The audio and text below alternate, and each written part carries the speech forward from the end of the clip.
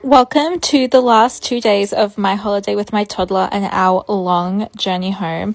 Now, the last 2 days did not go to plan. It started innocently enough with us enjoying our last breakfast on the balcony, and then I tidied up the Airbnb and got it back into order. But this took me so much longer than I anticipated. So originally our plan was to head off quite early in the morning to Byron Bay and hopefully get there by like 8 a.m. and enjoy the day there. But because my partner and I did not have our shit together, we ended up not getting on the road till about 9 a.m. and then the traffic getting into Byron was so heavy that we did not arrive in Byron Bay until 10:30 a.m. and my toddler's nap is usually at 11, so I just could not enjoy Byron Bay because I was in that full flight or fright mode where you know your toddler's unhinged and is missing their nap, and I just couldn't relax. He ended up falling asleep in the car and we made our way to Coffs Harbour, where we stopped for a play and to look around the shopping centre just for a bit of a break.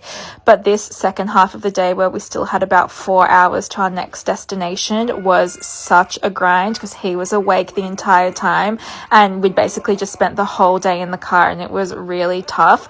We had to keep stopping. He was getting so agitated, screaming all the time, trying to entertain him. It was just not a good road trip, and honestly it was just stressful. Anyway, we finally arrived to our accommodation at 8 p.m. at night and it was torrential rain. This is what I looked like after getting my luggage out of the car. I was having a meltdown by this stage. Like, I'm not a resilient person.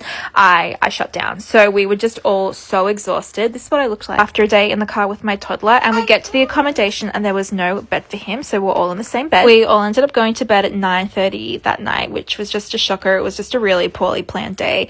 Anyway, we woke up the next morning and that day we had about a 3-hour drive ahead of us, which unfortunately we accidentally drove for 20 minutes in the wrong direction to start off with, and we got stuck in a bit of traffic. By this stage we'd all just cracked it and we were so excited to go home. So that was the last day of our holiday. Thank you for following along.